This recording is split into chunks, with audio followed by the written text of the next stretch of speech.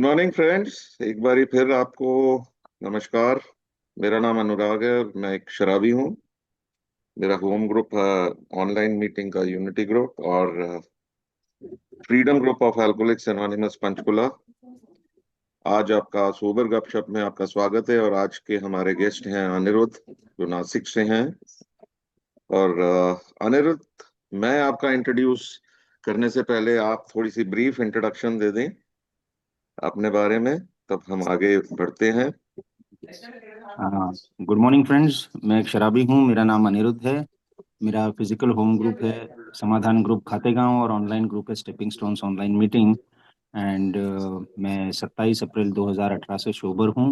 I have a sponsor और 12 कदमों का कार्यक्रम मैंने किया है और आप लोगों के मार्गदर्शन में जितना थोड़ी बहुत सर्विस कर सकता हूँ वो करने की कोशिश करता हूँ।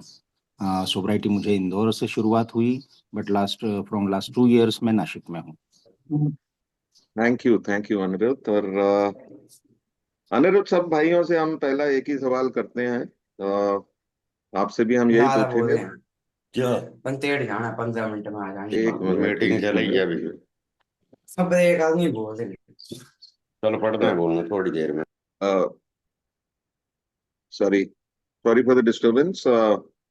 अनिरुद्ध भाई, हम यही पूछना चाहते हैं, आपका ड्रिंकिंग कैरियर कहाँ से शुरू हुआ है, कब शुरुआत हुई? क्योंकि लोगों से हम जी नॉर्मली बाकी कैरियर की बात करते हैं, हम यहाँ ड्रिंकिंग कैरियर की बात करते हैं। तो आप ब्रीफली जरा जी बताएंगे आपका कैसे शुरू हुआ और कैसे जी। प्रोग्रेस हुआ। Yes, thank you. मैंने कभी सपने में भी सोचा नहीं था कि मैं कभी शराब पीऊंगा, बिकॉज मेरे पिताजी बहुत ज़्यादा शराब पीते थे और 11-12 की उम्र से जो तबाही होती है शराब की वजह से, वो मैंने अपने घर में देखी थी, एक्सपीरियंस की थी और कसम खाई थी कि शराब को कभी हाथ नहीं लगाऊंगा। और 21 साल तक मेरे आजू बाजू के दोस्त पीना शुरू हो गए थे। मेरा बड़ा भाई है, वो भी पीने लगा था। उसने मुझे ऑफर भी किया था, लेकिन मैंने बोला था कि मैं शराब को तो यार कभी हाथ नहीं लगाऊंगा, बिकॉज झुलस गया था, पूरा फैमिली झुलस गई थी इस शराब के मामले में। And I was brought up in a small village near Nashik. जब मैं 18-19 साल का हुआ तो मैं कॉलेज एजुकेशन के लिए आया नासिक में और मैं कुछ लोगों के संपर्क में आया। एंड दीज वेर इन्फ्लुएंशियल लोग थे, फेमस लोग थे, इंटेलेक्चुअल्स थे, आर्टिस्ट थे, इंडस्ट्रियलिस्ट थे और जाने माने लोग थे। तो यहाँ पे मैं देख रहा था कि ये रात को शराब पीते थे, शाम को है ना जाम का दौर चलता था। और चूंकि मैं असिस्टेंट तौर पे था तो मैं उनके ग्लास भरता था और बहुत बढ़िया बातें होती थी, गाने होते थे, कविताएं होती थी और ऐसा माहौल बन जाता था कि लगता था कि क्या दुनिया है यार, है ना। मुझे इस दुनिया का हिस्सा बनना था और सब मेरी ओर देख रहे थे कि ये होनहार लड़का है ना, तारीफ भी करते थे। तो मुझे उस दुनिया का भाग बनना था। तो धीरे धीरे अपने अनुभव जो हैं वो मैं भूलता गया, जो मैंने एक्सपीरियंस किया था वो भूलता गया। और एक आकर्षण सा पैदा हुआ कि मुझे इन लोगों के जैसा बनना है, तो ये पार्ट है अल्कोहल पीना भी। तो क्यों ना मैं अल्कोहल पीने की शुरुआत करूं। और 21 साल की उम्र में मैंने अल्कोहल को पहली बार चखा। एंड हालांकि पहली बार मैंने जो बियर पी थी उससे उल्टी हुई थी, लेकिन कुछ अंदर इफेक्ट हुआ था। अल्कोहल मुझे बहुत अच्छी लगी थी और तब से मैं देखने लगा आगे कि यार पीने का मौका कब मिलेगा। एंड इंस्टेंटली, मतलब वो प्यार हो गया अल्कोहल से, तो वो पहले ही मुलाकात में, पहले ही टेस्ट में हो गया था, इसमें कोई दो राय नहीं। Okay, okay, okay.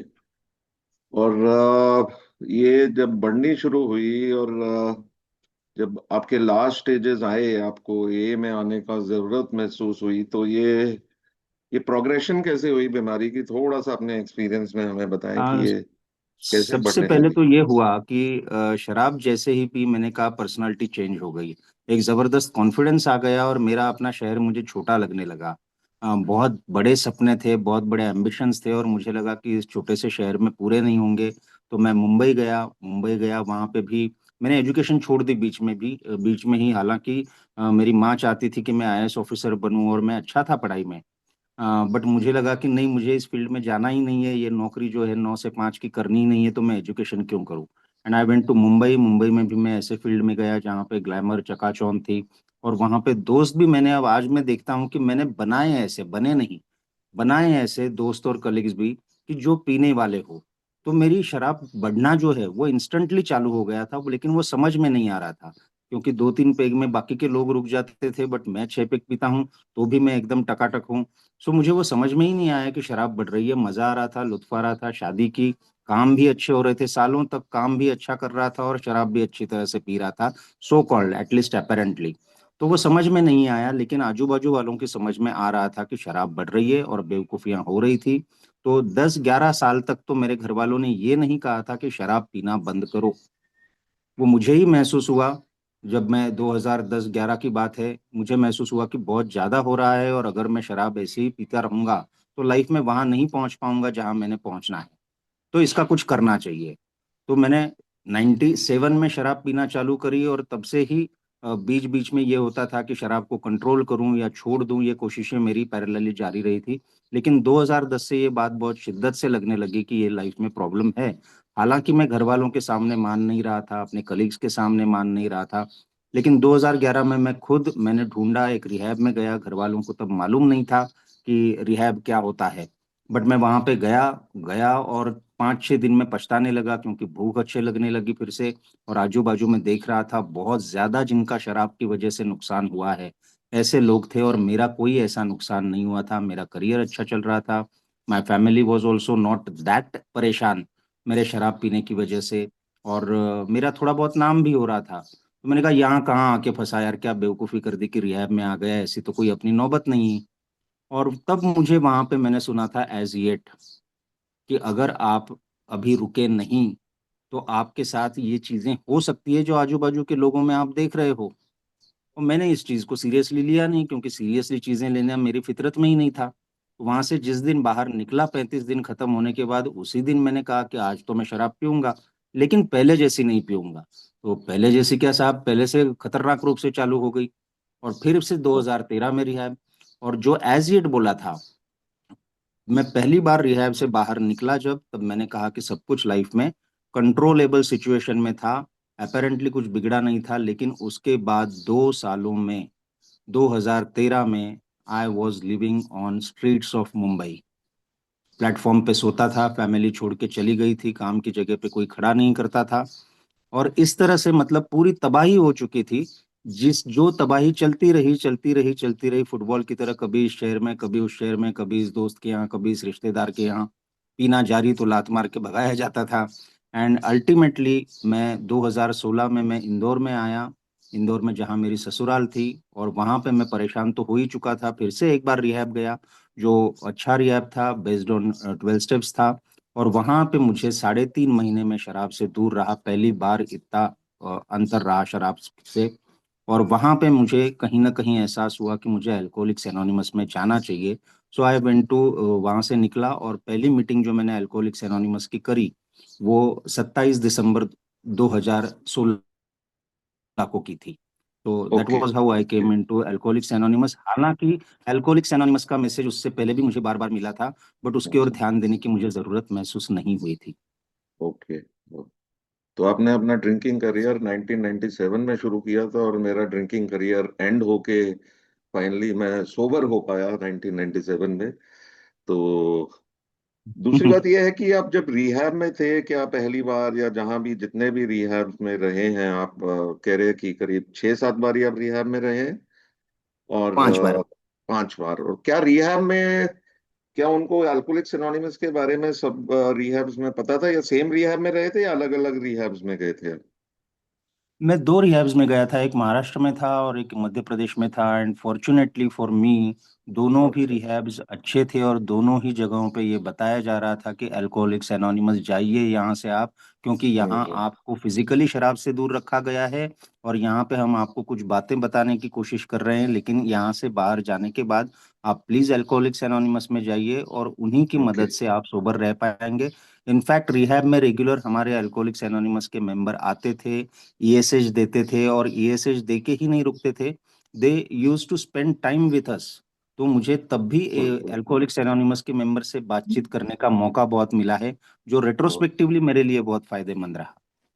बहुत बढ़िया, बहुत बढ़िया। इनफैक्ट रिहैब एक ऐसी जगह है जहां हमें शराबी बने बनाए मिल जाते हैं। बाकी अदरवाइज हम 12 स्टेपिंग करते हैं, घर वाले हमें कांटेक्ट करते हैं।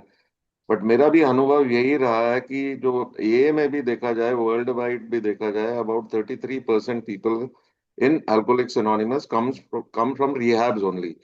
सो मेरे लिए as a recovered a member, या जो मेंबर रिकवरी में हूँ, मुझे ये देखना है कि रिहैब के साथ मेरे को रेगुलर बेसिस पे काम करना है। अपने आसपास जहां भी रिहैब हो वहां से उनके ओनर से परमिशन लेकर हम लोग वहां जाकर अपने एक्सपीरियंस शेयर करें, ईएसएच जैसे कहते हैं, और वहाँ सपोर्ट करें, उनके साथ बात करें कि जब भी कोई भाई बाहर निकलता है हमें उनका संपर्क दे दें, so that we take them to Alcoholics Anonymous meeting. ये सिस्टम है, ये बहुत इफेक्टिव है और बहुत काम आया है। और I think most of the growth हमने अल्कोहलिक्स एनोनिमस में देखा है। जहां भी अल्कोहलिक्स एनोनिमस ज्यादा लेवल पे ग्रो हुआ है वहां उनका बेस यही था कि रिहैब से मेंबर्स वहां आते हैं। सो बहुत बढ़िया। जी सर, और क्योंकि हाँ जी, सॉरी प्लीज। हाँ, क्योंकि वो ईएसएच देते थे तब भी वहां पे मैं अंदर जब था रिहैब्स में तो एक उत्सुकता बनी रहती थी कि यार ये कैसे लोग हैं, मतलब मेरे ही जैसी शराब पिए हैं बट ये सोबर भी है और यहाँ आके बता रहे हैं 10 साल सोबर है ना, 12 साल सोबर। तो हम्म। और उसके बाद भी जो मतलब मैं आज से जोड़ के देखता हूँ कि अपार्ट फ्रॉम ईएसएच वो हमारे साथ आते थे, अंदर बैठते थे, पूछते थे और बातचीत होती थी, उसमें मैं खुलता था, उनसे शेयर हम्म। करता था। तो ये जो 1 to 1 बातें हुई ये भी मेरे हम्म। लिए बहुत इंपॉर्टेंट थी। तो हालांकि मैंने बाद में शराब पी, लेकिन ये सब चीजें कहीं ना कहीं दिमाग के कोने में स्टोर हो रही थी कि ये अल्कोहलिक्स एनोनिमस है और यहाँ जाते हैं तो शराब से मुक्ति पाते हैं। सो दैट वाज डेफिनेटली कहीं ना कहीं दिमाग में, मेमोरी में स्टोर हो रही थी वो बातें जो बाद में काम आई। बिल्कुल बिल्कुल। अच्छा, इसका मतलब ये है कि आपने जो इतने रिहैब्स में चक्कर लगाए, बार बार आप कुछ समय के लिए शराब से दूर रहते हैं और फिर आपका रिलैप्स हो जाता है। और आज का हमारा थीम भी बेसिकली यही है कि रिलैप्स जो है एक रिकवरी का हिस्सा नहीं है। पर थोड़े से अपने एक्सपीरियंसेस के जरिए हमें ये बताइए कि रिलैप्स से पहले आपके थॉट्स किस हिसाब से आते थे, क्योंकि हमारे यहाँ काफी न्यू कमर्स हैं इस मीटिंग में और हम चाहेंगे कि उनके साथ अपना एक्सपीरियंस शेयर करें कि जब भी आपका रिलैप्स हुआ है, मतलब ये 5 सालों में, मतलब आप बार बार 5 बार ही रिहैब पहुंचे हैं, तो रिलैप्स होने से पहले जो थॉट प्रोसेस आपके दिमाग में है, या वो क्या होता था जो आप सोचते थे कि मैं अब ठीक हो गया हूँ या अब मैं कंट्रोल में पी लूंगा। ये आप अपने एक्सपीरियंसेस के जरिए हमें थोड़ा बताएंगे कि रिलैप्स का मुख्य कारण आपकी एक्सपीरियंसेस से क्या है। अ, सर वो हुआ ये कि जैसे मुझे 2010-11 में आई टोल्ड यू कि सब कुछ ठीक चल रहा था, ऐसे दिख रहा था, बट अंदर कहीं ना कहीं लीवर में पहली बार दर्द हुआ मुझे, नॉट वेरी सीरियस, लेकिन मैं डर गया और डर के मारे मैं रिहैब चला गया। और रिहैब जाते ही 4-5 दिन हुए होंगे जब उन्होंने दवाई देना चालू किया, शराब भी बंद हो गई थी और खाना अच्छा, फिर से भूख लगने लगी, 4-4 रोटी खाने लगा। तो वो मैं दर्द भूल गया, कि वो डर था वो भूल गया कि मैं यहाँ अंदर आया क्यों हूँ। दरअसल मुझे किसी ने बोला था, जो मैं आजकल बहुत याद करता हूँ, खुद को दिलाता हूँ याद। किसी ने मुझे कहा था कि यार तुम बहुत है ना मनमोजी किस्म के इंसान हो। और मैं बहुत आइडेंटिफाई करता हूँ आज कि मैंने बहुत कैजुअल अप्रोच रहा मेरा लाइफ के प्रति। तो जो 3 चीजें बताई हैं डॉक्टर्स ओपिनियन में, उसमें की 2 बातें जो हैं कि अवे फ्रॉम रियलिटी, कोसों दूर सच्चाई से। और तीसरी बात जो शब्द प्रयोग आजकल इस्तेमाल करना गलत माना जाता है कि मेंटली आउटराइट डिफेक्टिव, कि नई चीजें सोचने समझने के काबिल ही नहीं मैं। तो बहुत कैजुअल अप्रोच रहा था, जब डर लगता था, जब खुद पे बीतती थी, जब फिजिकली या मेंटली हालत खराब हो जाती थी तो मैं रिहैब जाता था। लेकिन जैसे ही फिजिकली ठीक होने लगा तो लगने लगता था कि इतनी कोई सीरियस बात नहीं हुई यार। सीरियस क्या नहीं हुआ था, मतलब काम पे असर हो रहा था, फैमिली लाइफ पे असर हो रहा था, बच्चे बहुत सफर कर रहे थे, लेकिन इन चीजों के प्रति मैं उतना गंभीर नहीं था, मैं लाइफ के प्रति ही इतना सीरियस नहीं था। तो बहुत कैजुअल अप्रोच रहता था मेरा। रिहैब में गया, वहां पे 35 दिन आपको दिन भर कुछ ना कुछ सेशन में बताया जा रहा है किस तरह से ये खतरनाक है, किस तरह से ये जानलेवा हो सकता है। लेकिन बैक ऑफ द माइंड हमेशा मेरे चलता था कि यार ये सब कुछ ठीक है, लेकिन अब इतना कुछ समझने के बाद क्या मैं कंट्रोल तरीके से नहीं पी सकता हूँ? सो आई न्यू द प्रॉब्लम। मेरे साथ ये दिक्कत है शराब की, ये तो मुझे मंजूर था। लेकिन हर जगह पे मुझे सॉल्यूशन जो दिया जा रहा था कि आपको अगर इससे मुक्ति पाना है तो शराब के पहले घूंट से दूर रहना होगा, इस बात को मैं हजम ही नहीं कर पाता था। तो दिमाग में यही रहता था कि अच्छी तरह से समझ लेते हैं और बाहर जाके अपन शराब पी लेंगे। तो my relapse was always a premeditated relapse. Okay. उस बात को गंभीरता से समझा ही नहीं था। जब अल्कोहलिक्स एनोनिमस में आया तो मैं 3.5 महीने शराब से दूर था। अल्कोहलिक्स एनोनिमस में आया तो बड़ी खुशी हुई, क्योंकि बर्बादी कोई बची ही नहीं थी मेरी। घर वालों ने भी बोल दिया था कि यार अब शराब पियोगे तो घर नहीं आना। तो अल्कोहलिक्स एनोनिमस में जब आया तो पहली बार मुझे लगा कि यस यार, मैं I am at home. Company बहुत अच्छी लगी, शेयरिंग्स बहुत अच्छी लगी, लेकिन दिमाग में एक अड़ियल रवैया था। और ये 5.5 महीने जब मैं शराब से दूर हूँ, तो मुझे हम्म। लगने लगा था कि ये प्रॉब्लम ही सॉल्व हो गई है अपनी। I had got very good counsellors at first, then sponsor बहुत लिया था तुरंत, तो वो अच्छा लगा था, कंपनी बहुत अच्छी लगी थी। ये प्रोग्राम की स्पिरिचुअलिटी जो है वो भी मुझे बहुत अट्रैक्ट कर रही थी। एंड आई थॉट कि अब मैं शराब कभी पीऊंगा नहीं। मुझे ये लगा, और इस लगने को ही मैंने मान लिया कि अब शराब की प्रॉब्लम तो दूर हो गई है अपनी। अब मुझे क्या करना है? मुझे सर्विस करना है। मुझे एए को बदलना है। 80 साल से ये जिस तरीके से काम कर रहे हैं, ये तो काफी नहीं है। मेरे जैसे कितने ही शराबी, अब मैं जैसे मेरी जिंदगी बदल गई है, सुधर गई है, वो तो ए ने नए तरीके अपनाने चाहिए, ऑनलाइन का इस्तेमाल करना चाहिए, ये करना चाहिए।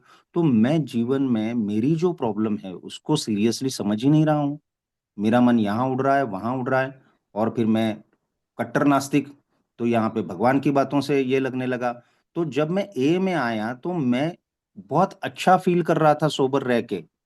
बट ये लाइफ एंड डेथ का सिचुएशन है, ये बढ़ती हुई बीमारी है, और one day at a time इसे दूर रख सकते हैं, ये जो बेसिक बातें हैं इन पे ध्यान ही नहीं जा रहा है मेरा। तो ए में आने के बाद 1.5 महीने तक मेरे मन में शराब पीने का कोई ख्याल नहीं था। बट मैंने प्रॉब्लम को ढंग से समझा नहीं था, तो धीरे से मन में एक चीज आने लगी कि यार ये कहीं डर के मारे तो ऐसा नहीं कर रहे हैं कि यार फिर से पीऊंगा तो मेरा बेड़ा गर्क हो जाएगा, है ना? तो मैंने कहा ये डर बिठा रही है, 25 साल वाली कहानी भी जो बता रहे हैं, क्या सच्ची सच है ये? नाम क्यों नहीं दिया है किताब में? कौन देखने गया था अमेरिका में कि ये बंदा हुआ भी था या नहीं? तो ये सब ठीक है, शराब मेरी की वजह से बहुत प्रॉब्लम्स हुई हैं मेरी लाइफ में, और मैंने ढंग से पीना चाहिए। बाकी ये जो बोल रहे हैं कि पहले घूंट से दूर रहना है, ये तो यार डर बिठा रखा है। अब नाउ इट्स ऑलमोस्ट 6 मंथ्स, मैं इतना अच्छे तरीके से सोच रहा हूँ, वो फैमिली के साथ रिलेशंस भी अच्छे हो गए हैं। अब मैं जाऊं, पैसे कमाऊं, काम करूं, और शायद अब मैं कंट्रोल ड्रिंकिंग कर सकता हूं। तो वो एक छोटा सा ख्याल था जो मुझे बोला गया था कि शेयर करो आप, मैंने शेयर नहीं किया, मैंने उसको पनपने दिया। And I waited for an opportunity, और जैसे ही मुझे लगा एक अपॉर्चुनिटी मिली कि दिल्ली जाना है 4 दिन के लिए, तो वो क्यूरियसिटी, क्या सचमुच ये एलर्जी होती होगी? शायद नहीं बिल्कुल होती होगी। बिल्कुल। तो मैं हम्म। जाता हूँ और टेस्ट करके देखता हूँ, एक दिन पी के देखता हूँ, और अगर हम्म। लगा कि एलर्जी है, अगर मैं उसी तरीके से पी लेता हूँ तो रुक जाऊंगा यार, ऐसे नहीं रुका हूँ 5.5 महीने। सो आई वेंट टू दिल्ली, और वहां पे पहले दिन पिया, एक क्वार्टर ली, एक क्वार्टर ली के रुक गया। जहां पे हम रुके थे वहां पे आए, घर वालों के साथ खाना खाया, किसी को पता नहीं चला। And I was so happy, इतना खुश था मैं। मैंने कहा ये तो बोलते थे कि पहला घूंट पिया तो बेड़ा गर्क हो गया, मैं तो एक क्वार्टर पे रुका हूँ, फैमिली को पता भी नहीं चला, उनको कोई प्रॉब्लम नहीं है, तो इसी तरह से बात आगे बढ़ाऊंगा। दूसरे दिन भी क्वार्टर पी, तीसरे दिन दिमाग में आया कि एक क्वार्टर से किसी को पता नहीं चला है, तो क्यों ना मैं एक 90 और लूं। और 90 और लिए उस दिन, घर वालों को पता चल गया। और मैंने कहा घर वालों को पता चल गया, अब भांडा फूट ही गया है, तो मैं मस्त यहाँ पे दिल्ली में जितनी जमे उतनी पीता हूँ। और मैं इंदौर जाके फिर से मीटिंग चालू करूंगा, वहां पे मैं कबूल कर दूंगा, और one day at a time sobriety फिर से चालू करूंगा। जो चालू नहीं हुई, मेरा रिलैप्स 1.25 साल तक फिर in out in out in out चलता रहा, और 2 रिहैब हुए। टिल 27 अप्रैल 2018 को मुझे लास्ट टाइम रिहैब डाला गया, और तब से फिर मेरी आज की सोब्राइटी जो है वो बरकरार रही है। बिल्कुल बिल्कुल। नहीं नहीं, बहुत ही तकलीफ होती है। और रिलैप्स जब हो जाता है उसके बाद जो गिल्ट और रिमोर्स आता है, और फिर मैं रुकता हूँ, मैं फिर मदद लेने को तैयार नहीं रहता। मुझे लगता है यार शायद मैं ठीक नहीं हो पाऊंगा। मेरे को ए की मीटिंग में जाने से बड़ी शर्म होती थी कि भाई मैं क्या फेस दिखाऊंगा ये मीटिंग में जाके। तो ये शर्म और ये गिल्ट जो होता है हमें कि यार मैंने तो कोई गलत काम कर दिया, क्योंकि मैंने ये देखा है कि एक बार रिलैप्स हो जाए थोड़ा मुश्किल हो जाता है वापस अल्कोहलिक्स एनोनिमस में आना। उसके लिए हमें काफी हिम्मत की जरूरत होती है। और हम यही कहते हैं यार मेरा इलाज तो यही है, आप भी ए में वापस आ जाओ, सोल्यूशन मिलेगा। बट ये गिल्ट और रिमोर्स का ये जो इशू होता है, इसको आप कैसे हैंडल करते थे जब रिलैप्स के टाइम? एक और ये था कि गिल्ट और रिमोर्स तो था, क्योंकि देखिए 1.25 महीने मैं सोबर लाइफ जिया था पहली बार। And family was so happy. मैं भी सालों बाद है ना घर में हूँ, पत्नी के साथ बहुत अच्छी बातें हो रही है, सुबह की चाय हो रही है, तीनों वक्त खाना साथ में हो रहा है, प्रेयर करते थे, है ना, जैसे रियाब में 14 वक्त प्रेयर होती थी, मैं बाहर भी कर रहा था। ये एक और रिलैप्स की तैयारी चालू थी, लेकिन ये सब चीजें दिल से कर रहा था और अच्छी लग रही थी। बच्चों को कहानियां सुना रहा हूँ, है ना, उनको मेले में ले जा रहा हूँ। तो वो मैंने चखा था कि सोबर जिंदगी क्या होती है। और एक पल में खो दी। जैसे ही पी ली, 2 दिन में पता चला कि ये क्या कर दिया अपन, तो वो पछतावा। और मैंने फिर से विश्वास तोड़ दिया, खासकर पत्नी का, बच्चों का, तो वो बहुत ज्यादा गिल्ट एंड शर्म कि यार इतनी बड़ी बड़ी शेयरिंग कर दी मैंने अल्कोहलिक्स एनोनिमस की मीटिंग में, अब क्या मुंह लेके जाऊंगा। तो ये प्राइड मेरा बीच में बहुत आता था। तो फिर अब मैं ढूंढने लगा तरीके कि अल्कोहलिक्स एनोनिमस छोड़ के कुछ मिल जाए यार। और ये पहले घूंट का फिर भी वो मेरे को डाइजेस्ट ही नहीं हो रहा था, वहां जाऊंगा तो वो फिर वही बताएंगे। तो बड़ी मुश्किल हो रही थी मुझे अल्कोहलिक्स एनोनिमस में जाने की। मैं अवॉइड करने लगा मीटिंग, जबकि एए के मेंबर्स बार बार कोशिश कर रहे थे, मुझसे आके मिलते थे, फोन करते थे, रास्ते में भी मिलते थे तो मुझे इनवाइट करते थे। और मुझे उनके अच्छेपन से, है ना, वो मुस्कुरा के बात करने से चीड़ होने लगी अभी, और जलन भी होने लगी, क्योंकि जो मेरे साथ रिहैब से निकले थे अब वो आगे बढ़ रहे थे। वो बढ़िया मीटिंग में अब पोस्ट ले ली थी उन्होंने, फिर किसी का 1 साल पूरा हो गया तो वो केक काट रहे हैं। तो एक और उनके लिए खुश हो रहा हूँ, दूसरी ओर मन में जलन हो रही है कि ये रिहैब में था या बाहर भी था तो मुझसे सलाह पूछता था, मुझसे आगे चला गया, मुझे बातें सिखाएगा। तो ये प्राइड भी बहुत मारता था मुझे। सो 1.25 साल तक जो है, एक वो पुरानी किताब में इस तरह से थी वो लाइन कि कुछ बदकिस्मत लोग ऐसे भी होते हैं। तो मैंने अपने आप को उस कैटेगरी में डाल दिया। मैंने कहा यही बात होगी कि ये बाकी के लोग हैं वो ईमानदार बनने के काबिल हैं, तो वो सोबर हो रहे हैं, लेकिन मैं जो है, मैं कभी ईमानदार हो ही नहीं सकता हूँ, तो ये प्रोग्राम मेरे लिए काम नहीं करेगा। तो अब मैंने तो पी पी के मर जाना है। तो ये इस तरीके का मैं अपने ही आप में घुट रहा था, जबकि मुझे ऐसा कुछ भी करने की जरूरत नहीं थी। मैं जाता और ईमानदारी के साथ शेयर करता। असल बात तो ये है कि मैं अगर हार मान लेता तो आगे की बातें सिंपल हो जाती, जो लास्ट टाइम हुआ मेरा। क्योंकि मैं 27 दिसंबर 2016 को आया अल्कोहलिक्स एनोनिमस में। और मैं, सोब्राइटी डेट है मेरी 27 अप्रैल 2018, 15 अगस्त 2018 को मैं रिहैब से लास्ट टाइम बाहर निकला। अब इस 1.5 साल में ए ने मुझे नया कुछ भी ऑफर नहीं किया ना यार। अगर चेंज आया होगा बिल्कुल। ए में मेरे यहाँ पे, तो इतना ही था कि कुछ सोबर लोग और मीटिंग में बढ़ गए थे, बट 12 स्टेप्स वही थे, फेलोशिप वही थी, मुझे जो मदद जिस टाइप की मिल रही थी वही थी। लेकिन मैं पहले लेने के लिए पूरी तरह से तैयार नहीं था, क्योंकि मैं अल्टरनेटिव ढूंढ रहा था कि यार ये पहले घूंट से दूर रहने के बजाय ना कोई ऐसा तरीका हो कि मैं वीकेंड्स को पीऊं, इतनी सारी मेहनत नहीं करनी पड़े, सोब्राइटी पे ध्यान दो, बाकी सब चीजें अभी छोड़ दो, तो इतना कौन करें। तो ये सब चीजें मैं करने के लिए पहले तैयार नहीं था, लेकिन जब मैं बार बार शराब ने मुझे पछाड़ दिया, तो वो एक टाइम हो गया कि धीरे धीरे एक एक करके मेरा गुरूर जो है वो टूटता जा रहा था। अनटिल एंड वो जब लास्ट टाइम मुझे बोला गया कि आपको 15 अगस्त 2018 को हम डिस्चार्ज कर रहे हैं, तो believe me Anurag ji, I was not happy. Rehab में जो बंदा रहता है वो है ना, इंतजार कर रहा होता है कि कब मैं बाहर निकलूंगा, किस दिन मेरे को बोलेंगे कि यार तुम्हारा डिस्चार्ज है। और मैं बाहर जाने के न्यूज से मैं बिल्कुल खुश नहीं था, क्योंकि मुझे दिख रहा था सामने कि मैं बाहर जाके क्या करने वाला हूँ, वही करूंगा। और फिर से शायद मुझे अब घर वाले डालेंगे भी नहीं रिहैब में, क्योंकि मैं जिंदा ही नहीं बचूंगा। तो वो जब तक वो घड़ी नहीं आई, कि जब मैंने पूछा कि अनिरुद्ध प्रॉब्लम क्या है तुझमें, सब सोबर हो रहे हैं तेरे साथ वाले, तू क्यों नहीं हो रहा है। तो फिर ईमानदारी से खुद से पूछना पड़ा कि प्रॉब्लम क्या है तुझमें। तो तब जाके आवाज आई, because you don't want to get sober. दरअसल बिल्कुल। बात यह है कि तुमको प्रोग्राम के बाकी के एस्पेक्ट्स अच्छे लगते हैं सब, बट पहला कदम जो बोल रहा है कि शराब के सामने शक्तिहीन है तू, पहले घूंट से दूर रहना ही होगा, और तू अकेले के दम पे अपनी लाइफ नहीं चला पा रहा है, ये मैं मान ही नहीं रहा था। तो दैट वाज द मोमेंट जब मुझे ओके। घुटने पे मैं आ गया और मैंने वो बात मान ली कि ये मैं अपने हिसाब से नहीं कर सकता हूँ। सरेंडर इज टोटल सरेंडर, अब जो आगे चलूंगा वो ए के हिसाब से चलूंगा। तो वहां बिल्कुल से फिर बिल्कुल। सोब्राइटी की असल शुरुआत हुई। बहुत बढ़िया। तो मैं ये एक सवाल पूछना चाहता हूँ, नॉर्मली अक्सर हम लोग ये में मीटिंग में कोई नया दोस्त आता है कुछ, उनको हम ये रिकमेंड करते हैं भाई ये मीटिंग आ जाओ, रिहैब जाने की जरूरत नहीं है। और मैं यहाँ रिहैब को प्रमोट करने के लिए नहीं बता रहा, मैं सिर्फ ये कह रहा हूँ कि क्या मेरी रिकवरी, अगर मेरी शराब रुक नहीं रही है, कि क्या मेरे को ट्रीटमेंट सेंटर या रिहैब जाना चाहिए, या ए में बिल्कुल पूरी तरह इन्वॉल्व हो जाऊं और मैं शराब से दूर रह पाऊंगा। तो मैंने ये देखा है कि रिहैब भी अगर मैं किसी को रिकमेंड करता हूँ तो वो उसे रुका नहीं जाता, और मजबूरी होती है, वो बेचारा कोशिश करके भी नहीं रुक पाता, तो रिहैब होता है। तो आपके हिसाब से क्या रिहैब या ट्रीटमेंट सेंटर या डिटॉक्स फैसिलिटी में जाना जरूरी है, या सीधा ए में आके हम लोग ठीक हो सकते हैं?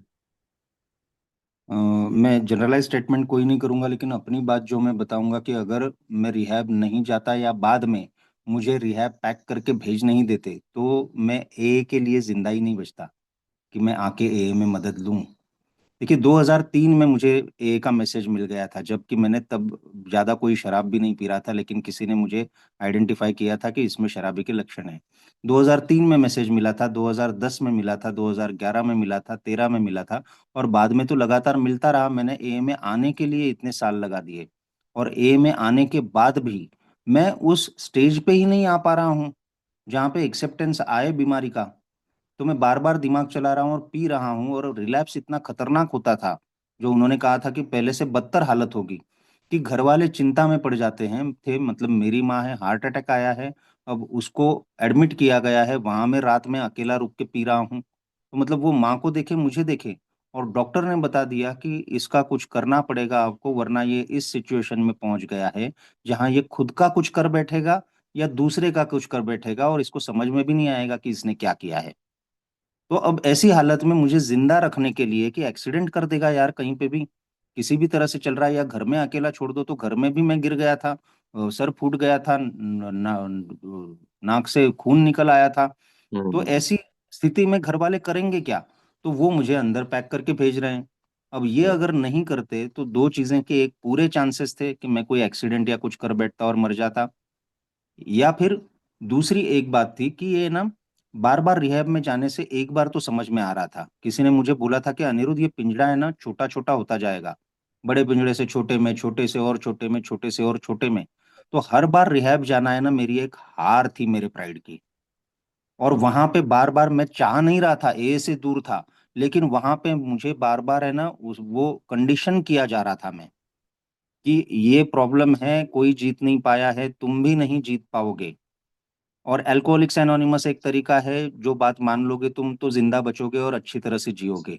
वहां पे आके ए के मेंबर्स मुझे मिल रहे थे, जो बाहर मेरे दोस्त थे, मुझे उनसे मिलने में शर्म आती थी, बट एक और वो रीएश्योरेंस भी था कि नहीं यार, एक तरीका है मेरे लिए ऑप्शन आज भी।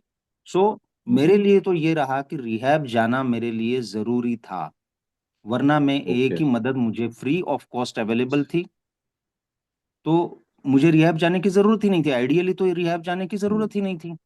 बट रॉक बॉटम हम्म। में मानूं तो, क्योंकि मैंने कहा कि मैं अल्कोहलिक्स एनोनिमस में आने से पहले मैं सड़कों पे सो चुका था, प्लेटफॉर्म पे रह चुका था, दो दो तीन तीन दिन भूखा रह चुका था। अब रॉक बॉटम और कौन सा आएगा साहब? रॉक बॉटम बिल्कुल मेरे बिल्कुल। मानने पे था कि बस इससे ज्यादा नहीं। बट मन की उस अवस्था में आने के लिए मैं जिंदा तो बचूं, तो सही घर बात। वालों ने मुझे जिंदा रखा। इसलिए वो पॉइंट आने तक मैं बचा कि यार नहीं, मैं इससे आगे बढ़ नहीं सकता अब, बस अब नहीं, शराब से पहले दूर, घूंट से ही दूर रहना है। और उसके लिए जो तीन बातें बोली है कि यार अनिरुद्ध, ईमानदार होना पड़ेगा, तेरे को दिमाग खोलना पड़ेगा, तुझे शराब से दूर रहने के लिए कुछ चीजें जो जरूरी हैं वो करना ही पड़ेंगी। सो उस स्टेट ऑफ माइंड में आने तक मैंने बचना जरूरी था, जो मेरी फैमिली ने मेरे लिए किया। सो रिहैब के बिना, अल्कोहलिक्स एनोनिमस के लिए मैं, वो मदद लेने के लिए तैयार मैं है। आता ही नहीं, बचता ही नहीं। सो मेरे लिए तो वो सही बात। रिहैब जाना जरूरी था सर। बिल्कुल बिल्कुल सही बात है। और हम ए में भी जो आते हैं, जो लोग रिहैब, घर वाले जबरदस्ती भेज देते हैं, तो बाहर आके उन लोगों को बड़ी रिजेंटमेंट होती है। और सबसे पहले वो, बिकॉज हमारी पर्सनालिटी थोड़ी ऐसा है, रिवोल्टिंग टाइप की है, कि हमको कोई कंट्रोल करने की कोशिश कैसे करे, वो दोबारा फिर पी लेते हैं। और फिर आपने भी बिल्कुल ठीक कहा है कि अल्कोहल इज ए टीचर है, या तो सिखा देती है मेरे को या सुला देती है, और मेरे को ऑप्शन मेरे पास है, क्या मैं सीखना चाहता हूँ या नहीं चाहता। तो आगे बढ़ते हैं अनिरुद्ध भाई, कि आप ये में आ गए हैं और शुरू के मीटिंग से शुरुआत की, रेगुलर मीटिंग्स में इंदौर में, जैसे आपने बताया। और शुरू शुरू में आपने कौन से टूल्स यूज किए जिसके कारण आपको मदद मिलती गई, और आप शराब से दूर रहते गए मीटिंग में आने के बाद? जो मैंने कहा कि एक बात था कि एक तो शराब के सामने पूरी तरह हार मान, लेकिन नहीं यार, नो मीन्स नो। कोई भी रिजर्वेशन नहीं रख सकता हूँ, कोई कंट्रोल ड्रिंकिंग का तरीका नहीं है। पहले घूंट से दूर रहना पड़ेगा अनिरुद्ध, ये एक्सेप्ट ही करना है। वो एक्सेप्ट कर लिया। उसके बाद दिक्कत थी हायर पावर की कि ईश्वर को मानता ही नहीं था। बात यहाँ पे अड़ जाती थी। तो वो भी बात मैं because this is sober Gupshup, I am so much thankful to you इस फॉर्मेट के लिए। क्योंकि तब जो था, मैंने कहा अब ये तो एक बात हो गई कि शराब के सामने हार मान ली, ये बोल रहे हैं कि हायर पावर के बिना कुछ नहीं करना, कुछ नहीं हो सकता। मैंने कहा इसका क्या करूं, because I was a staunch atheist, and उसके लिए सारे फिलोसॉफिकल बेस और आर्ग्यूमेंट बना बना के एथेइस्ट था मैं। तो मुझे लगता था कि मैं बेईमानी कर रहा हूँ जान बचाने के लिए, अगर मैं बोलता हूँ कि हाँ ईश्वर पे विश्वास करता हूँ, और करूँ कैसे, हो ही नहीं रहा है अंदर से। तो रिहैब से निकलने से पहले मुझे याद है मैंने आसमान की ओर देखा था, और and not in so good language, अच्छी भाषा में बात नहीं करी थी। लेकिन मैंने कहा था विश्वास करना है मुझे, लेकिन हो नहीं पा रहा है, क्योंकि तू है ऐसा मेरे मुझे लगता ही नहीं है। So if you are there, तो ये मेरी प्रॉब्लम समझ लो कि मुझे जलन होती है उन लोगों से जिनका तुम पे भरोसा है, लेकिन मैं विश्वास नहीं रख पा रहा हूँ। तो if you are there you have to solve this problem, and if you are not there still मैं ईमानदारी से चलने की कोशिश करूंगा। और मैं बाहर आ गया, तब मेरा नजरिया इन्हीं दो चीजों से काफी बदल चुका था। एहसास हो गया था कि यार बहुत गलत जिया हूं और बहुत गलत किया हूं, खासकर अपनी फैमिली के साथ। तो अब जो है मुझे अपना दिमाग तो नहीं चलाना है और अपनी वाली भी नहीं चलाना है, जैसा बाकी के लोग बोलेंगे वैसा मैं करूंगा। और हालांकि मैंने शराब के सामने हार मान लिए, लेकिन फिर भी मैं अकेले इसका सामना नहीं कर पाऊंगा, ये मैं अपने पास्ट एक्सपीरियंसेस से अब देख रहा था। तो मैंने कहा करना क्या है। इससे पहले मैं भागता था कि अब जाऊं यार, 42 साल का हो गया हूँ, बच्चे की अब कॉलेज की एडमिशन आ गई, पैसे चाहिए, राशन के लिए पैसे नहीं है, ससुराल से आ रहा है ना, 2 किलो चावल ले आओ, 1 किलो शक्कर ले आओ, ये देख कर रहा हूँ। वाइफ किसी तरह से कुछ काम करके पैसे कमा रही है, किराया बाकी है। तो फिर मुझे जल्दबाजी होती थी कि जाऊं और मैं कोई प्रोजेक्ट करूं, कुछ लाख रुपए ले आऊं, और है ना घर वालों का अच्छा हो। मैंने तय किया कि ये नहीं करना है। जो मुझे बोला था कि यार पहले है ना अपनी सोब्राइटी पे ध्यान दे, बाद में सब कुछ। तो मैं गया, और ए मेंबर्स थे दो, उनको उनका एक ऑफिस था। तो मैंने उनसे रिक्वेस्ट की, मुझे कई लोगों से रिजेंटमेंट पैदा हो गई थी तब तक ए के, लेकिन इन दो लोगों को मैं मानता था। तो मैंने उनको रिक्वेस्ट करी कि मैं दिन भर आपके साथ रहूं तो चलेगा क्या, बिकॉज मुझे ये मालूम था कि अकेला रहूंगा मैं तो दिमाग चल जाएगा, फिर से मैं फिर से रोक नहीं पाऊंगा खुद को। And they very graciously accepted, और मुझे उन्होंने नौकरी ही समझ लीजिए, वहां पे मैंने ऑफिस बॉय की शुरू की। 50 रुपए रोज के देते थे आने जाने के लिए। और 3 महीने जो है वो मैं सुबह घर से नाश्ता लेके निकलता था, और मैं ए मेंबर्स की सोबत में रहता था। So I had a protective wall around me, जहाँ पे दिन भर रिकवरी की बातें हो रही थी। उनकी संगत में मैं बिना शराब के दिन बिताना सीखा। उनकी संगत में मैं अपने प्रॉब्लम्स जो हैं वो पहली बार शेयर करना सीखा, क्योंकि मैं शेयर ही नहीं करता था। और उनकी संगत में मैं रिकवरी का जो है माहौल, उसका आनंद ले पाया। दुनिया में बिना शराब के जीना मैंने सीखा वहां पे। और उसके बाद फिर मेरा मीटिंग जाना चालू हुआ, और तब से जो है वो बात मैं समझ गया था कि यार उंगली पकड़ के चलना है। मुझे किसी ने बोला था कि अनिरुद्ध अंधा हो गया है तू, तुझे सड़क पार करना है, अकेले के दम पे करने की कोशिश करता है, लेकिन हर बार गाड़ी आती है तुझे ठोक देती है। तो क्यों नहीं तू ए के हाथ में अपना हाथ देता है। तो मैंने वो ये बात हमेशा याद रखी कि अब कोई भी डिसीजन लेना है, कुछ भी निर्णय लेना है, छोटा हो या बड़ा हो, या तो घर वालों से पूछ के करूंगा, या फिर ए मेंबर्स जो हैं मेरे मेंटोर जिनको मैं बोलता था उनके साथ करूंगा। सो बेसिकली पहले साल में हेल्प के बिना मैं आगे नहीं बढ़ूंगा, ये मैंने ध्यान में रखा था। And secondly full time acceptance mode में रहना है तो कैसे करना है। So it was prayer for me. दिन में 4 बार मैं पॉज लेता था, कि खुद को माइंडफुली याद रख के कि मैं भूल जाता हूँ। भूल जाता हूँ ये नहीं कि शराब पीना नहीं है, भूल जाता हूँ कि मुझे सही तरीके से सोचना है, हम्बलनेस में रहना है। ये दिमाग में बहुत खेल चलते हैं मेरे, और मैं उनके ट्रैप में अटक जाता हूँ, नहीं अटकना है। तो दिन में बार बार रुकना, पॉज लेके प्रेयर करना, खुद को याद दिलाना। एंड वो बहुत सारा था ना, कि गुस्सा भी था, लेकिन सेल्फ पिटी भी थी, डर भी था कि कैसे होगा क्या होगा, पूरा अंधेरा आगे था। बट ये प्रेयर ने मेरा बहुत काम किया। So help from members and prayer, इसी के दम पे जो पहला साल है। एंड सेकेंडली मुझे वो साथ लेके सर्विस ले जाने लगे। मैं कोई एक्टिव सर्विस में नहीं था तब, लेकिन उनके साथ जो भी है ना, सिग्नल पे पर्चे बांटना हो या किसी 12 स्टेप पे कॉल जाना हो, so I tried to keep myself busy with fellowship. ये मैंने जरूर एक साल किया और इसी चीज ने मुझे सोबर रखा। और उस एक साल में मैं सोबराइटी के फ्रूट्स जो है, जो रिजल्ट्स हैं, उनको एक्सपीरियंस कर पाया। और वो एक बार उसमें मजा आने लगता है इस लाइफस्टाइल में, तो फिर यार 4 बार सोचना पड़ेगा कि ये छोड़ के मैं जाऊं या नहीं जाऊं। तो ऑफ कोर्स आंसर नहीं जाऊं वाला ही आया। बट इन सब चीजों की वजह से शराब का जो शिद्दत से ख्याल आता था, वो मुझे कभी नहीं आया। बिल्कुल बिल्कुल। और अब इनिशियल डेज में मेरा भी यही एक्सपीरियंस रहा है कि मेरे को जो सपोर्ट मिला भाइयों ने दिया, उनके साथ मैं पूरा पूरा दिन गुजारता था।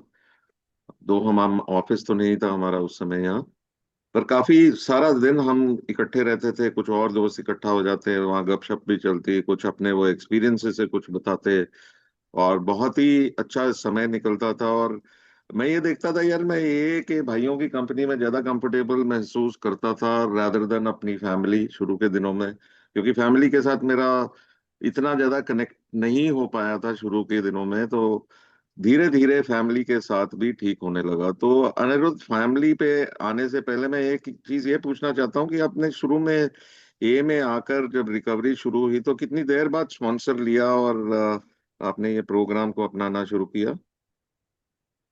वो थोड़ी दिक्कत है मुझ में कि एक ही बातें जो हैं यहाँ पे बताई गई, हर बात के लिए मेरे अंदर से रेजिस्टेंस हुआ है। शराब के पहले घूंट से दूर रहना, इसको जैसे रेजिस्टेंस था, वैसे हर चीज को। ये अच्छा तो लगता है थियोरेटिकली, लेकिन वो करने जाऊं तो अंदर से ना कुछ बगावत हो जाती है। तो स्पॉन्सर को लेके जो है, वो बहुत रिजर्वेशन था मेरा। क्योंकि मैंने कहा अब ये मेंबर्स की मदद तो ले ही रहा हूँ, उनकी सलाह से काम ही कर रहा हूँ, लेकिन स्पॉन्सर लेना मतलब मुझे लगता था कि गाय को जैसे खूंटे से बांध देते हैं, वैसे मैं हम्म। एक इंसान से खुद को बांध दूंगा। तो मुझे नहीं चाहिए यार। And there was a tremendous change in me. जैसे ही मतलब मैं शराब के सामने हार मानता हूँ, मैं किसी हायर पावर को है ना, भले ही किसी भी रूप में मानने लगता हूँ, मैं थोड़ा हम्बल हो जाता हूँ, ऑनेस्ट हो जाता हूँ, तो बहुत एटीट्यूड में फर्क आ गया था। एंड वो एक्सेप्टेंस का पैरा मुझे किसी ने दिया था, ए मेंबर ने। किसी ने मुझे ये बहुत अच्छी बात की थी, मैं थोड़ा सा डाइवर्ट नहीं हो रहा हूँ, लेकिन कि एक बिग यार, तू एक लाइन कोई भी पकड़ ले अनिरुद्ध बिग बुक में से, वो तेरे को बचा लेगी। तो once an alcoholic always an alcoholic याद रखा था। हमने लड़ना छोड़ दिया है किसी भी चीज से और किसी से भी, ये चीज याद रखी थी। And someone give me acceptance का पैरा।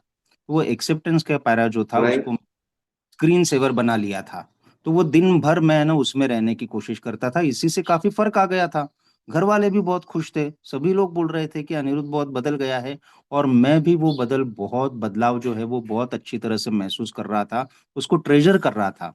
और ये मैंने खोना नहीं है। तो हर दिन इतना बढ़िया, इतना खुशियों भरा अंदर जाता था, हालांकि बाहर परिस्थितियां बहुत खराब थी, फाइनेंशियली या अदरवाइज। बट चूंकि मैं खुद को स्पिरिचुअली फिट समझने लगा था, तो मुझे लगा कि स्पॉन्सर क्यों लेना है। फिर मैं सर्विस में भी आ गया, नया ग्रुप चालू हो गया, तो वो भी हम 2-3 भाइयों ने मिलके करा। So I was living a full a life sans sponsor and program. तो हम इंदौर से और किसी नए शहर में वहां पे सर्विस के लिए जाने लगे, कोविड का टाइम आ गया, वहां पे नया ग्रुप फॉर्म हो गया। एंड वहां के मेंबर्स जो है आने लगे, तो उनमें से लोग जब पूछने लगे कि यार हमको स्पॉन्सर लेना है, तो क्या करना है क्या नहीं करना है, तो मुझे आने लगी शर्म अंदर से। मैंने कहा इनमें से अगर किसी ने पूछा कि आपने स्पॉन्सर लेते वक्त क्या किया, तो कहाँ मुंह छुपाऊंगा, इनको बड़ी बड़ी बातें बता रहा हूँ। सो आउट ऑफ प्राइड कि कोई मुझे पकड़ न ले, मैंने स्पॉन्सर लिया था। एंड जो ओके। मैंने स्पॉन्सर लिए थे उनको मैंने एक ऑनलाइन मीटिंग तब नई नई चालू हुई थी, उनको इनवाइट किया था। और एक सवाल जवाब में मैंने उनको बोला था कि देखिए मैं तो सिर्फ प्रैक्टिकली 3 स्टेप मैंने किया हूँ, बट आई एम फीलिंग, जो आप हैप्पी फ्री एंड जॉयस बोलते हैं, वो मैं महसूस कर रहा हूँ। This is not pink cloud. मैं बहुत एक उपयुक्त जीवन जो है वो जीने की कोशिश करता हूँ। And I feel that I am very close to my higher power. तो do I need to take a sponsor? और उन्होंने कहा था कि अनिरुद्ध, अगर 1 2 3 कदम करने से तुम ये महसूस कर रहे हो, तो सोचो कि बाकी के 9 कदम करोगे तो तुम क्या महसूस करोगे। तब शायद तुम, बिल्कुल। You are missing out on a big part. तो इन 2 चीजों ने मेरी आंखें खोल दी और मैंने स्पॉन्सर लिया। And that was the wisest decision that I can take in a, because मैं उनके साथ काम कर रहा था और 3 साल मुझे पूरे हो गए। कुछ 6 1 महीने हमने स्टेप्स पे काम करना चालू किया था, हो गया। 3 साल जिस दिन पूरे हो गए उस दिन मुझे याद आया, बिकॉज मैं उनके साथ काम कर रहा था। तो मुझे याद आया कि जब मेरा लास्ट टाइम था जहाँ से सोब्राइटी शुरुआत हुई, तो मैंने कहा कि कंट्रोल ड्रिंकिंग के मैं तरीके ढूंढ रहा था, तो कहीं पे मैंने साइकोलॉजी की एक किताब में पढ़ा था कि एक अल्कोहलिक ने कम से कम 3 साल तो शराब से दूर रहना चाहिए। उसके बाद चाहिए तो आप है ना ट्राई करके देखिए, और फिर से अगर मुंह की खाते हैं तो फिर तो तौबा कर लीजिए। तो वो बात मेरे दिमाग में रही थी कि 3 साल शराब से दूर रहना है। सो मुझे मालूम भी नहीं था, but there was a reservation in my mind कि 3 साल में शराब से दूर रहूंगा, इसका मतलब है 3 साल पूरे होने के बाद शायद मैं शराब फिर से पीऊंगा, चांसेस हैं मेरे। बट बिकॉज स्पॉन्सर के साथ काम करते करते वो बात याद आ गई, मैंने शेयर कर दी।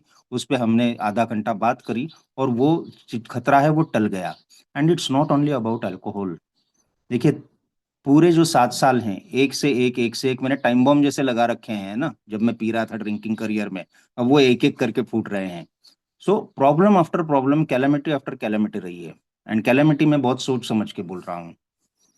अब स्पॉन्सर के साथ में था इसलिए मैं कई चीजों से आगे जाके बच गया। मुझे नहीं मालूम आगे मेरे साथ क्या होने वाला है। Okay, I am in a good condition right now, but आगे क्या होने वाला है मालूम नहीं। और ऐसे में अगर स्पॉन्सर मेरे साथ था, तो उसने उस वक्त पे तुरंत मुझसे वो चीजें करवाई जो मुझे है ना उस प्रॉब्लम से बाहर निकाले। तो स्पॉन्सर्स के साथ तब तक मुझे बहुत बड़ा है ना, खुद पे ये भी प्राइड था कि I am a voracious reader. और मैं प्रोफेशन से ट्रांसलेटर हूँ है ना, तो लैंग्वेजेस में हूँ। तो बिग बुक में जितनी अच्छी समझा हूँ उतना यार अब शायद ही कोई समझा होगा। बट स्पॉन्सर के साथ बिग बुक पढ़ना चालू किया और पहले पन्ने से ही वो गुब्बारा फूट गया। यार स्पॉन्सर मैं अगर लेता हूँ और उसके साथ काम करता हूँ तो बिग बुक मेरे, कम से कम मेरे लिए असल में ना मेरे जहन तक पहुंची है। असल में मुझे प्रोग्राम का मतलब कहीं कहीं समझ में आने लगा है। And he has guided me so well in my life and in my A life and in my otherwise individual spiritual life. तो स्पॉन्सर ने लेना बिल्कुल गेम चेंजर हो गया। और मैं तो कहता हूँ, लास्ट एक बात स्पॉन्सर पे, कि मैंने ये सोचा कि मैं ये क्या कर रहा हूँ यार। मतलब बड़े बड़े इंडस्ट्रियलिस्ट हैं, वो क्या हर डिसीजन कोई खुद लेते हैं?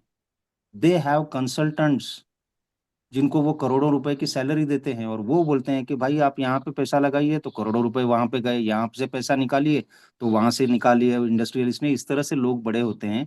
और मुझे अपनी जिंदगी के लिए एक फ्री कंसल्टेंट मिल रहा है जिसको पहले से इस चीज का अनुभव है, तो मैं ये क्यों नहीं लूं? इतनी सिंपल सी बात मेरी क्यों नहीं समझ में आती है? तो स्पॉन्सर लेने के बाद मैं देखता हूँ कि असल जो है आकार मेरी सोब्राइटी को भी, मेरी रिकवरी को भी और मेरी लाइफ को भी आया है। So I am very grateful for this, है ना, स्पॉन्सर स्पॉन्सी जो और प्रोग्राम लेना जो है, ये सिस्टम जो है ए बिल्कुल का है। आई मीन बिल्कुल। Wonderful wonderful. नहीं, मेरा भी एक्सपीरियंस ये रहा है कि sponsorship is a very important tool alcoholics anonymous में, जिसे हम यूज कर सकते हैं। सिंपल सी बात है, अगर मेरे को किसी चीज में लाइफ में कुछ सीखना है, मेरे को एक कोच की जरूरत है, एक टीचर की जरूरत है। चाहे वो क्रिकेट खेलना हो, चाहे मेरे को मैथ्स के सवाल करने हो, या कुछ भी हो, मेरे को एक ऐसा टीचर चाहिए जिसको इसके बारे में नॉलेज है और जिसको ये एक्सपीरियंस भी है। सचिन तेंदुलकर अगर अपने आप ही बिना किसी स्पॉन्सर के, बिना किसी कोच के क्रिकेट खेलने चला जाता, तो क्या उसकी वो शॉट्स जो मारता था क्या वो मार पाता? या और भी कोई किसी भी फील्ड में कहीं भी हमें एक गाइड चाहिए जो हमें बता सके कि ठीक ढंग से कैसे जीना है। और यहाँ हम रिकवरी की बात कर रहे हैं, बिना शराब के एक अच्छी और खुशहाल जिंदगी जीने की बात कर रहे हैं। और उसके लिए भी मेरे को एक ऐसा व्यक्ति चाहिए जो मेरे से पहले अल्कोहलिक्स एनोनिमस में आया, जिसे पता है कि लाइफ की सिचुएशंस को कैसे हैंडल किया जाए, मतलब जिंदगी के जो उतार चढ़ाव आते हैं उनको कैसे हम फेस करें। और वो मेरे को गाइड करता है कि भाई मुझे इस हिसाब से चलना चाहिए। और कहीं ना कहीं वो बिल्कुल हमें बताता है कि एक सोबर लाइफ की कोचिंग लेने के लिए मेरे को स्पॉन्सर की जरूरत है। और इसी से मैं ये कहता हूँ कि it is very important aspect अगर मैं रिकवर ठीक रहना चाहता है। पर मेन चीज ये है कि स्पॉन्सर को मैं एक पेडेस्टल पे ना बिठाऊं। स्पॉन्सर एक इंसान है, मेरे से पहले अल्कोहलिक्स एनोनिमस में आया है, और जो कुछ समय ज्यादा पहले सोबर हुआ है उससे मैं सीखूं और आगे पास करने की कोशिश करूं, मैं एक चेन बन जाऊं स्पॉन्सरशिप में, कि आगे भी मैं लोगों की मदद करता रहूं। तो अनिरुद्ध, आप जैसे कल परसों बात हो रही थी, तो शुरू शुरू में 2-3 साल बाद लगता है यार अब ये में मीटिंग जा रहे हैं, सब लोगों ने एक टाइप की शेयरिंग करते हैं, बोरियत शुरू हो गई, थोड़े काम धंधे में पड़ गए, थोड़ी नीरसता भी आने लग जाती है। तो अब कहते हैं यार चलो छोड़ो, ये छोड़ो, अभी अपने काम धंधे को संभालने की कोशिश करें। तो उस समय हमें क्या करना चाहिए, उसके बारे में आपका क्या एक्सपीरियंस रहा है? फॉर्चुनेटली मेरे साथ ये नौबत नहीं आई है, क्योंकि मैंने पहले ऐसे बचने की कोशिश करी। लेकिन एक बात है ना, मुझे एक ओल्ड टाइमर ने बहुत शुरू में कहा था कि अनिरुद्ध, ये सोब्राइटी में है ना, अपने को हर चीज मॉडरेशन में करनी है। तो है ना, तुम अगर ऐसा करोगे कि दिन भर एक ही माला ही जपते रहोगे, तो उससे भी तुम्हारी लाइफ में अनमैनेजेबिलिटी आएगी।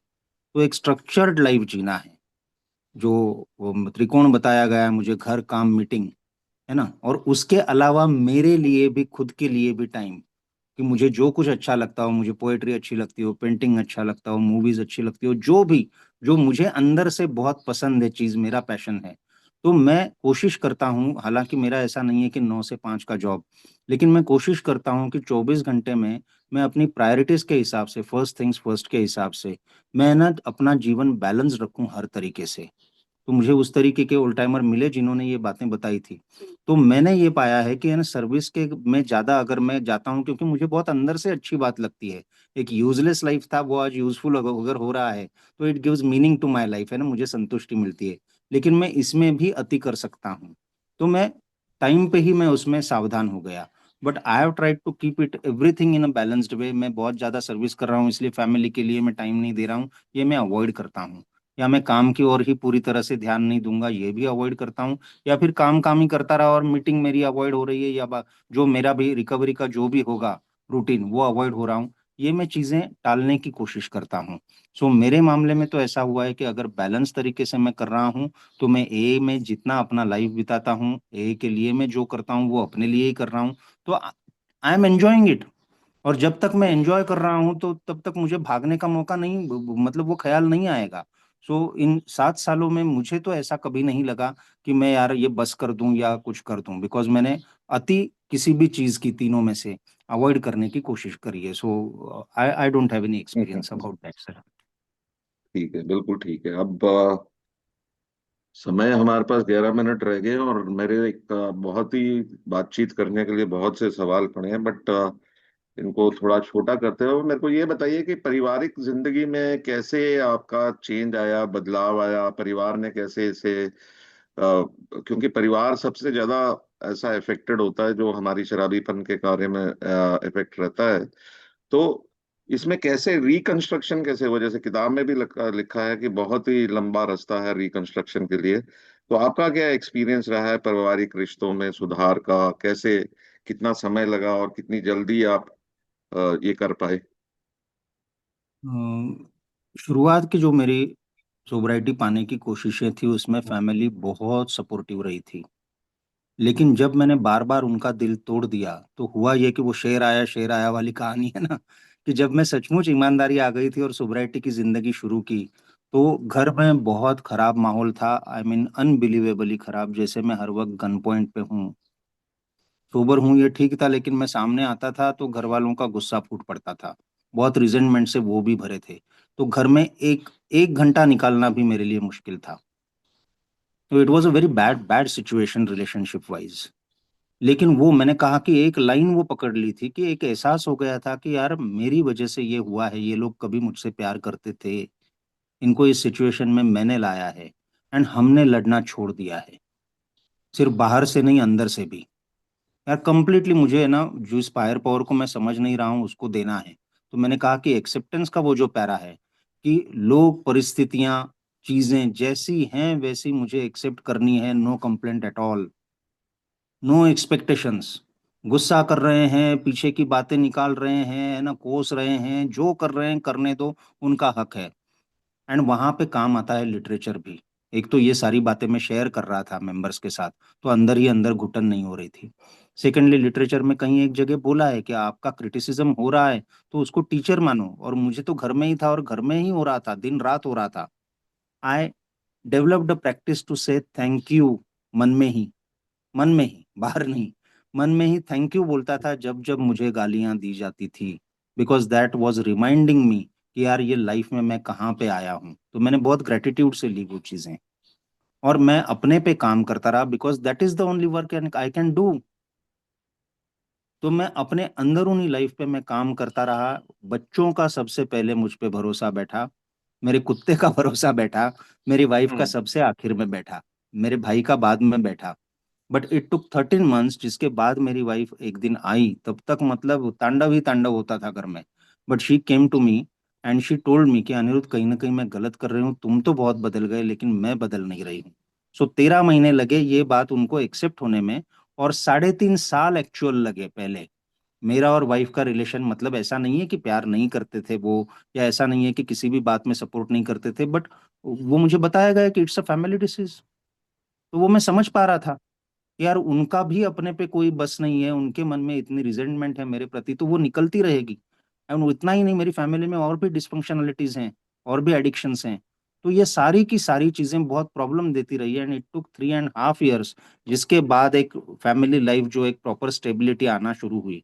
बट इन 3.5 सालों में मैं वही बोलता हूँ जो मुझे बिग बुक में बोला गया है कि जॉब और नो जॉब, वाइफ और नो वाइफ, तो वो सिर्फ वाइफ की बात नहीं है।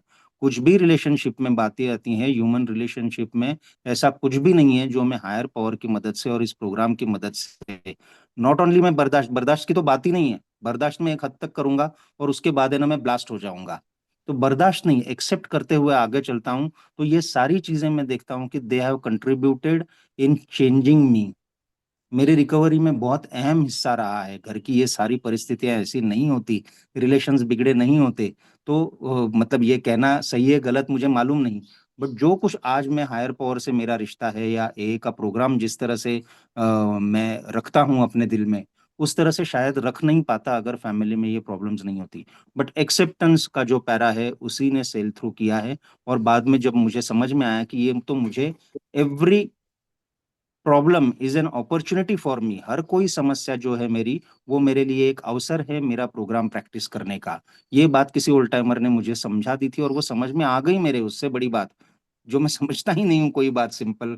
तो यहाँ पे अलग नजरिए से देखने को बोलते हैं, अलग तरीके से डील करने को बोलते हैं, और वो अलग तरीके से जब मैं डील करता हूँ तो मुझे रिजल्ट्स मेरी सोच से कहीं ज्यादा मिलते हैं। सो आज मैं बोल सकता हूँ कि ये घर जो है, ये मैं नहीं चलाता हूँ या मेरी वाइफ नहीं चलाती है, ये हायर पावर चलाती है। It's based on program and tradition पे ये घर चलाने की हम कोशिश करते हैं। सो डाइवोर्स तक बात आ गई थी हमारी कि कल डाइवोर्स होना है, ठप्पा लगना है, इतने हमारे रिश्ते बिगड़ चुके थे। और आज हम दोनों भी सर्विस में हैं, वो अपने फेलोशिप में, मैं अपने फेलोशिप में, और घर में भी बच्चों के साथ जो है, हमारे आपसी रिश्ते और बच्चों के साथ रिश्ते, they are unbelievable. So this program works in all situations, इसमें तो कोई डाउट नहीं है।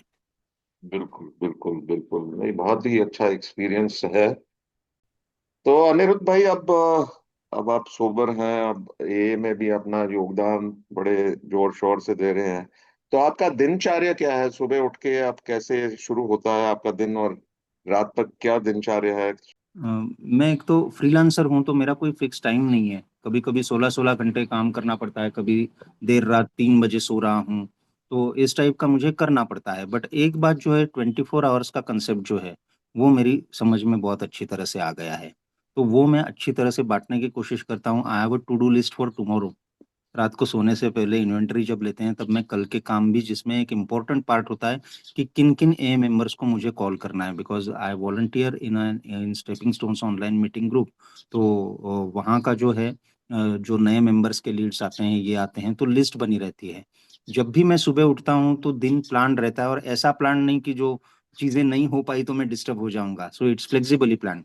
लेकिन सुबह की शुरुआत उसी चीज़ से होती है जो मुझे यहाँ पे बताया गया था, कि I remind my self, prayer करता हूँ कि यार I am thankful for this day, कि मैं आज जिंदा हूँ, शराब पीने की कोई इच्छा नहीं हो रही है। तो मेरी स्टेप वो 3 की प्रेयर होती है, स्टेप 7 की प्रेयर होती है, और डीआर पढ़ता हूँ मैं, जिसके बाद मैं दिन की शुरुआत करता हूँ। और इसमें सुबह के ही, सुबह दोपहर शाम, तीनों वक्त के मेरे कम से कम दो तीन कॉल्स जो हैं ए मेंबर को, वो फिक्स्ड रहते हैं। अगर स्पॉन्सर के साथ या स्पॉन्सी का कॉल हो तो वो मैं कोशिश करता हूँ कि काम की वजह से अवॉइड नहीं करूं। और बाकी भी जो हैं मैं प्रायोरिटी के हिसाब से, फर्स्ट थिंग्स फर्स्ट के हिसाब से, कि ये काम घर के करने हैं, ये काम ऑफिस का करना है, ये काम सर्विस के लिए करना है, ये पूरी तरह से मेरे पास ऑन पेपर अमूमन होता है और मैं उस तरीके से ही करने की कोशिश करता हूँ। और अगर दिन ओवरवेलमिंग होने लगता है तो first things first principle follow करने की कोशिश करता हूँ। समय पे चीजें करना मैं सीखा हूँ। सो खाना जो है वो अच्छी तरह से टाइम पे, एक्सरसाइज अवॉइड नहीं करता हूँ जितना हो सके, and I make it a point कि मैं अपनी फैमिली को भी टाइम दूं, मतलब सिर्फ फैमिली के काम नहीं किए बल्कि फैमिली के साथ कुछ समय भी बिताया। तो इस तरह से मैं बहुत बैलेंस तरीके से करने की कोशिश करता हूँ।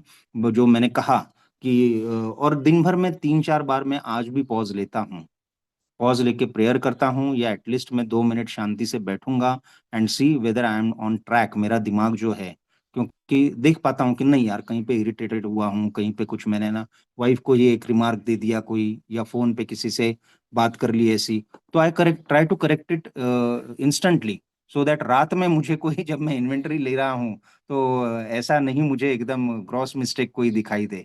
तो मैं पॉज आज भी प्रैक्टिस करने की कोशिश करता हूँ।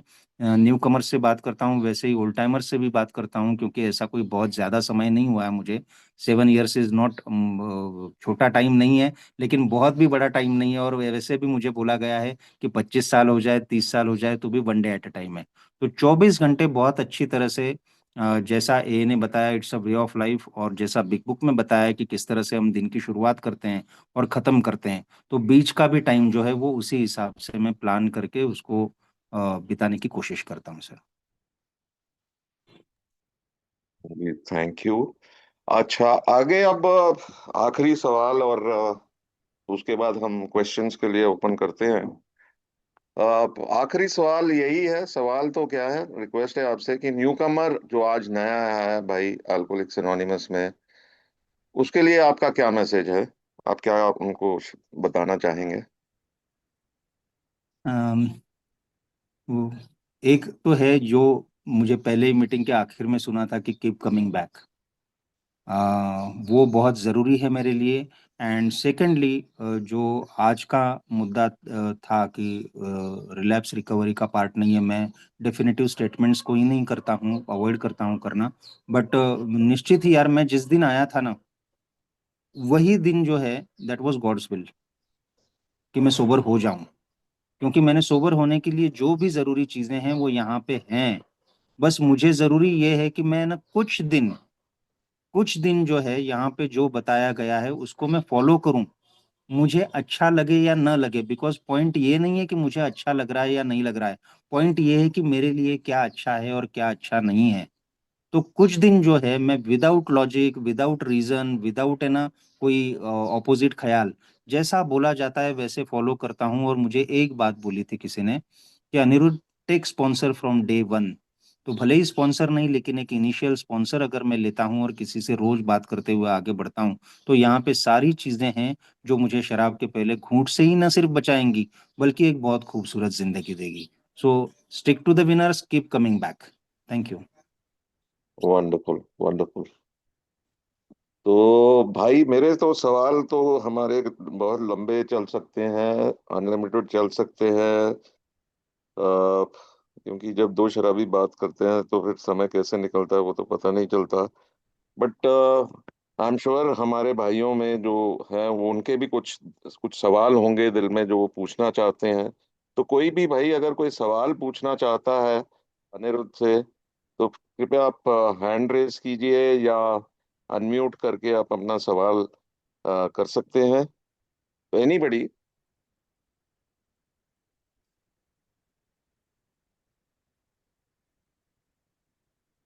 Anybody would like to say something? हाँ जी गगनदीप जी।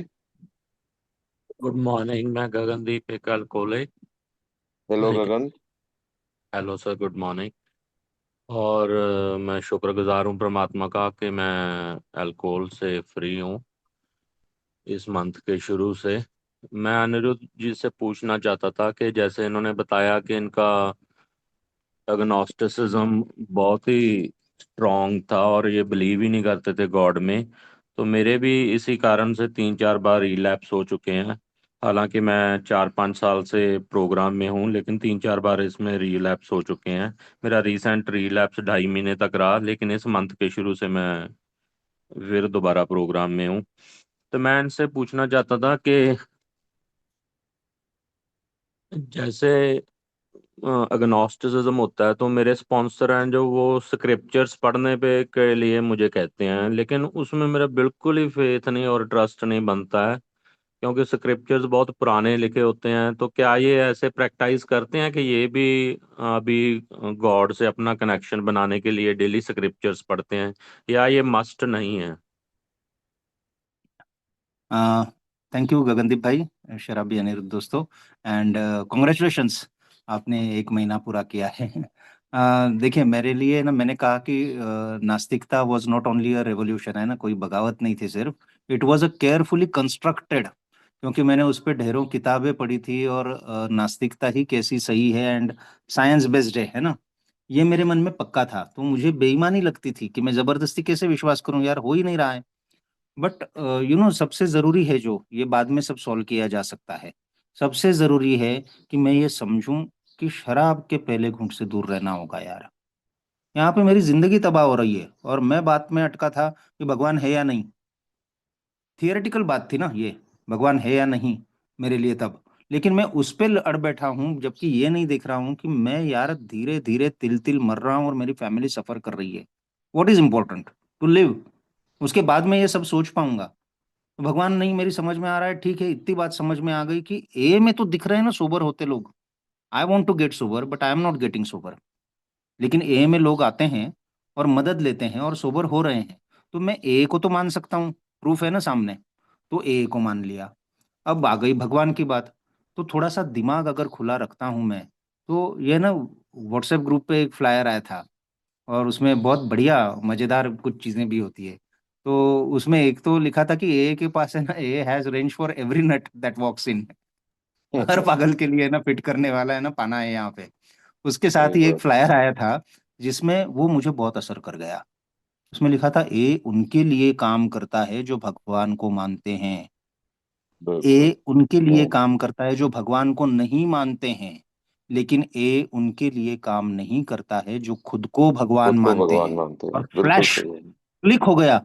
मैंने कहा, मैं तो ऐसे ही जिया हूं जैसे वो वेब सीरीज में है ना, कि कभी कभी तो लगता है अपनिश भगवान है। तो मैंने कहा, जब तक मैं इस तरह से डिसाइड करूंगा चीजें, तब तक कैसे ये काम करेगा। So I have to quit playing God. मैं डिसाइड नहीं करूं, मेरे को इतनी सारी चीजें समझ में आती, तो मैं यहाँ क्यों आता यार।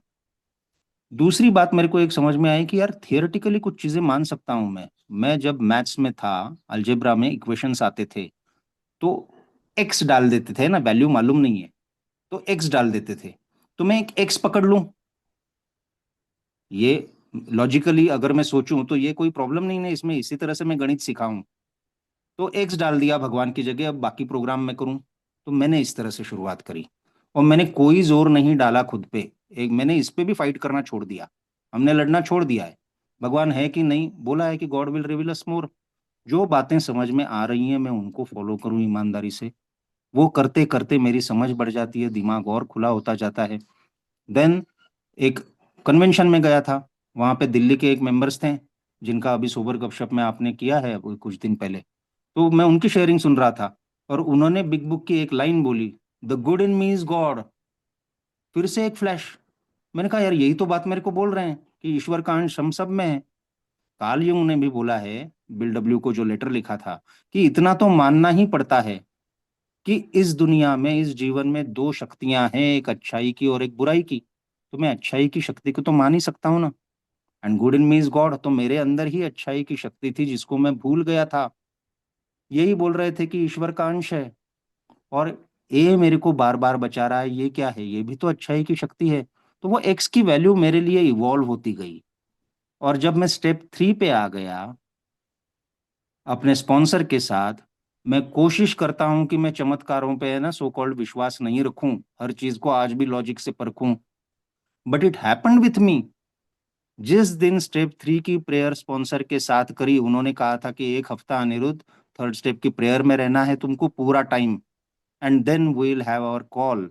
और उनके साथ का उस दिन का कॉल था, मैंने प्रेयर करी, मैंने खत्म किया। और उस रात को मेरे साथ कुछ ऐसी घटनाएं घटी, nothing out of the world, लेकिन मेरा टाइम आ गया था वो, जब मेरा ये भगवान का मुद्दा है ना सॉल्व हो गया। तो आज भी मैं ये कह सकता हूं कि अगर ट्रेडिशनल तरीके से देखेंगे आप, तो मैं नास्तिक ही हूं। that doesn't stop me from believing in a higher power, that doesn't stop me from believing in a program। and उससे प्रोग्राम किस तरह से मुझ पे काम करता है, वैसा ही करता है जैसा कोई किसी भगवान को मानने वाले पे करता है। सो नास्तिकता का मुद्दा अपने आप सॉल्व हो सकता है। मैं खुद को भगवान मानना बंद कर दूं, मैं I should stop calling shots, है ना।